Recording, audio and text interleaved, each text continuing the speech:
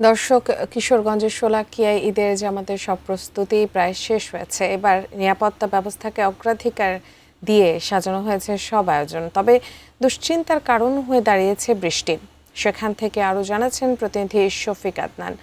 শফিক আদনান, কতজন মুসল্লি একসাথে জামাত আদায় করতে পারবেন, সেখানে নিরাপত্তা ব্যবস্থা কেমন দেখছেন এবং কি কি প্রস্তুতি রয়েছে আমাদের সব মিলিয়ে জানাবেন। সকালে বেশ বৃষ্টি হয়েছে কিশোরগঞ্জে। এখনও আকাশ মেঘাচ্ছন্ন, মাঝে মাঝে গুঁড়ি গুঁড়ি বৃষ্টি হচ্ছে।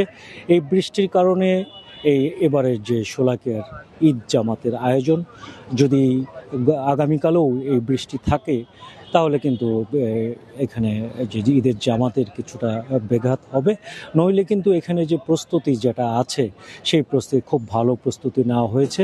এখানকার যে শোলাকিয়া ঈদগাহ পরিচালনা কমিটির সভাপতি জেলা প্রশাসক মোহাম্মদ আসলাম মোল্লা আমাকে জানিয়েছেন যে মাঠের যে দাগ কাটা, রং করা, সাজসজ্জা, টয়লেট, মেডিকেল টিম, খাবার পানি সব ব্যবস্থাই কিন্তু তারা করে রেখেছেন।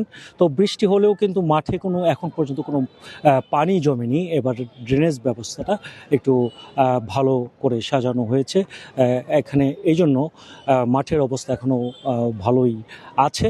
তো সব কিছু যদি বৃষ্টি না হয় তাহলে কিন্তু এখানে এই মাঠে প্রায় লক্ষাধিক মানুষের উপস্থিতিতে ঈদের জামাত অনুষ্ঠিত হবে।